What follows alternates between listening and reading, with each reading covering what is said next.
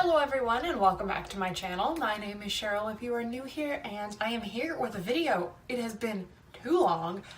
This month I went on my honeymoon for a week, which is why I didn't upload anything during that week. I haven't really read anything this month. I've been busy with school, which started literally like 2 days after my honeymoon, and so these are my excuses. This is why I haven't been here. This is why I haven't uploaded videos, but I am here now and hopefully will continue to upload at least with some regularity, and hopefully my cat will stop hitting my tripod and stop meowing at the door.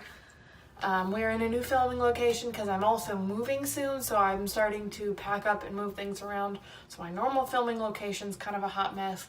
Also, it is like really gloomy outside. It's supposed to rain every single day this week, and this is like the only spot in my house that has any semblance of natural light, and my artificial lights are currently being used for plants.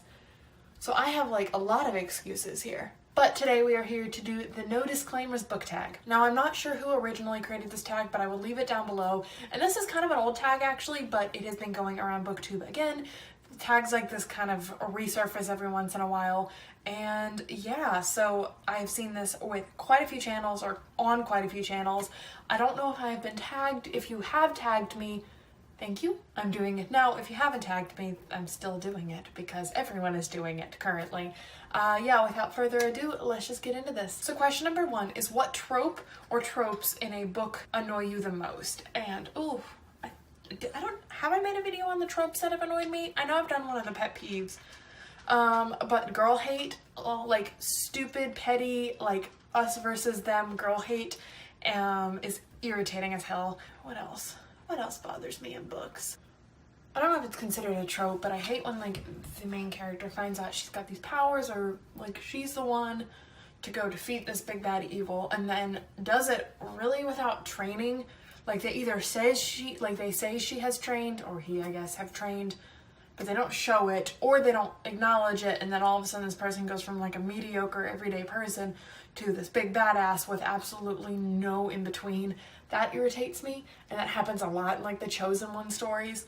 So yeah, those are 2 tropes that irritate me. I'm sure I have a lot more. Once again, I don't even remember if I did the video on this or not. If I haven't, and you would like a video on tropes I hate, let me know down below. Because when I plan one, I'll actually have a list, because apparently I cannot come up with any on the fly. Question number 2 is, which writers do you feel are the most overhyped? Sarah J. Maas, like, I like her books, but like, they're not the bee's knees. Like, J.K. Rowling, like, I enjoy the Harry Potter series. No, in fact, I love the Harry Potter series, but I haven't enjoyed anything else by her, and her as a person is like down. Thumbs down. Yeah, those are the only 2 that I can think of right now. I apparently needed to have planned this video because these answers are not they're not coming to me. All right, question number 3 is least favorite books I have read since joining BookTube, and I have a lot of these. There's my go-to answer, which is Accidental Abduction, which I didn't read because of BookTube. I just have read it since being on BookTube, and that book is a trash fire of a book. Let's see, what else? I didn't really enjoy. Not all of these are books I hated, but I've just been meh about. I was meh about The Diviners. I was meh about Hunted by Megan Spooner, which I just read. That's the only book I've actually read this month, and it was alright. I didn't really like Nevernight by Jay Kristoff, which I know is like scandalous, which is funny because I enjoyed the Illuminae series, but his writing in Nevernight, I enjoyed the story, but the writing, no thanks. Diary of a Haunting by M. Verano, which I hated. Yeah, so those are a few I can think of. I'm sure there's more. If you're interested, I have videos like my least favorite books that I've read this year, my least favorite books of the year, blah, blah, blah. So you can check those videos out. Let's see, question number 4. I'm reading the questions, obviously. A terrible ending that ruined a good book. I don't have any particularly. Like, the only one I can think of is Diary of a Haunting, and it wasn't a good book before then. It was a mediocre book, but the ending made me want to throw it across the room. No, I don't really have any books that I'm like, I love this book until the ending, because screw that ending. Most of the time, if I dislike an ending, I probably disliked the book up until the ending. There have been very few plot twists I've ever read in a book, or even any plot twists I've ever read in a book where I'm like, I absolutely hate this now. So yeah, the only one I can think of is Diary of a Haunting, and it was already kind of a pretty crappy book to begin with. Question number 5 is fictional characters I wish were not killed off. So obviously spoilers. Well, I'm not gonna name names, but like spoilers for series. Half, if not more than half of the characters that ended up dying in the Harry Potter series, there's only one that I'm okay with having being dead. Only one. And if you know me and my tangents I go on about Harry Potter, you know which character it is. The big death in Nevernight, I wish didn't happen. Same with Red Rising, I wish didn't happen. Like, but the only thing is, like, it upsets me that those characters died because I like those characters, but I know why they did. I didn't think it was shitty writing, except for in the case of Harry Potter sometimes. I didn't think it was shitty writing for them to die. In fact, I think a lot of authors don't take enough risks and don't kill off characters enough, and I respect authors who do have the gusto to kill off a main character. I do think it can be convenient to kill off characters, and there's a time and a place for it, but I do think a lot of authors don't take enough risks. Oh, and a trope I hate is the you're dead, no you're not. And so it's when an author will kill off a main character and then all of a sudden, nope, plot twist, they're okay. Which, once again, there's a time and a place for it, but this is so overused. I'm looking at you, A Court of Wings and Ruin. It cheapens deaths when you especially if you continuously do it. It completely cheapens the death, and it's like emotionally manipulative, which I know is the point. And like I said, there are times where it's like, oh, this is like fucked up. Okay, I'm here for this. Like, I'm emotionally invested. And then there's times where I'm like, I know you're lying. I know they're gonna be about, oh, look at that, 2 pages later, they're okay. And so that's another trope I hate. Question number 6 is bookish pet peeves. Now, I do know, like I said before, I have an entire video dedicated to this. In fact, it is my most viewed video on this channel. I have like 1,200 views on it, which is way more than any views I have on any of my other any of my other videos. It has been too long since I filmed. I cannot talk, but I have a lot of bookish pet peeves. Of course, none of them are gonna come to me now that I need to think about them, but I don't like it when books in a series are slightly different from each other. Like, it's different when there are different editions, and obviously if I buy a hardcover and a mass market paperback in a series, they're not gonna match. I'm not expecting them to. But when you get like 2 books, and I don't know if it's a difference from like a US cover and a European cover, or like a UK cover, but like when they're 2 hardcovers and they're just ever so slightly different, like shorter than one another, why? I don't like mid-series cover changes. Now, if you've seen my books on my shelves before, you know I'm not like that picky about the way my books look. I'm not like, oh, my series don't match, oh my god, it's the end of the world.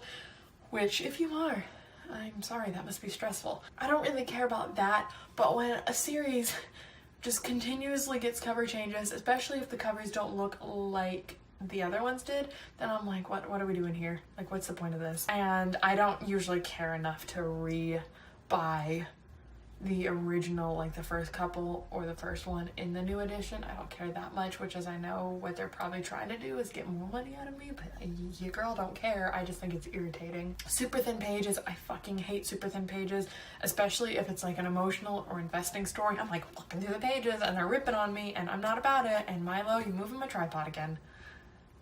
What you doing? He's got things to say. I got a lot of pet peeves in life in general.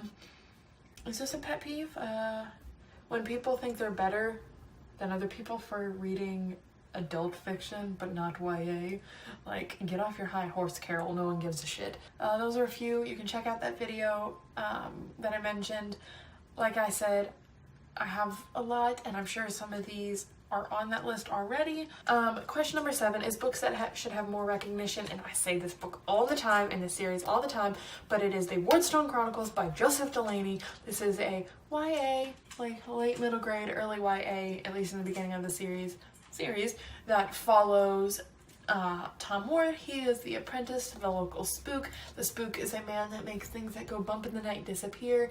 He is akin to the Witcher, or a Witcher, if you are familiar with either the games or the series, like the book series. The spooks are kind of like Witchers in that they make bad things disappear. The only difference is spooks don't have like the genetic mutations. They're just people trained, and they take an apprentice, and Tom is the local spook's apprentice. But like with the Witcher, they're kind of ostracized and feared and disliked by the general populace, despite the fact that they do a lot of good for the world and make things that try to kill people like disappear. They fight the dark. like as an ambiguous term, and this series is so good. There is like no romance in it. There are morally gray characters. Basically every character is morally gray. And there's some badass witches in it, which is pretty cool. There's all manner of mythological monsters and creatures, including some that I hadn't seen really used in literature before this. Not to say that they weren't, but they're really some cool creatures and really some creepy ones. And for being like a YA middle grade series, this book series genuinely is creepy at times. I wouldn't say it's like horrifying the way like a Stephen King novel is, but it like makes your skin crawl sometimes with some of the descriptions and some of the things he has to do. It is definitely kind of like a Monster of the Day series where like each book they fight something different, but they do build on each other. And this is enough of me talking about the series. Read it if you have not already. I need more people to talk about this series with because it is so good. The first book, like the writing is a little mediocre, but it gets so much better as the series continues, and it's a long series, and it's just, I love it so much. And then thoughts on censorship. Don't ban books. I feel very passionately about this. I mean, I'm gonna use Maddie's from the Book Pushers example. Don't put Mein Kampf in like a library or in especially like a school library. There are extremes. Obviously, like, yes, you're not going to put the Anarchist Cookbook in a school library or available to the general public. That's fine. Like, when they are extreme books, that's one thing. But to ban Harry Potter because it's got witchcraft in it, or to ban Thug because it depicts graphic situations, you know, situations that these kids may or may not find themselves in with the current political and, like, awful climate that is happening here in the States. But I don't think a book should be banned for showing kids what real life is like, and that's where I draw the line, and it irritates me. It's one thing as a parent if you want to like tell your kid that they can't read something. That is your, I guess, right as a parent. I mean, I'm not a parent, I can't really comment on that. However, if you try to tell my child that they can't read, my theoretical child, that they can't read Harry Potter because there's witchcraft, then I'm gonna come fight you, because that's where I draw the line. So while I do agree, like I said, that there are very rare instances in which censorship might be okay, I don't really believe in book banning, book censorship, and book burning and all that kind of stuff. Like, anyway, that is the no disclaimers book tag. I'm not going to tag anyone because I've seen like everyone do this tag by this point. But if you decide to do this tag after seeing my lovely video, comment down below and let me know. I'll go check yours out. But yeah, like I said, I hope to be back with another video soon. I don't know if I'm going to have a regular schedule. Hopefully I can just upload a video or two every week, just kind of loosely for now. Thank you all so much for watching. Don't forget to like, share, and subscribe. Comment. That too. Follow me on all of my social media, which is always linked down below. Even if I'm not uploading videos, ratio. I am very frequently commenting and tweeting and making tweets. That's not words. I am very frequently on Twitter, retweeting and interacting. And yeah, so if I'm not on YouTube and you miss my beautiful face, go ahead and follow me on those. And I will see you all in my next video. Bye!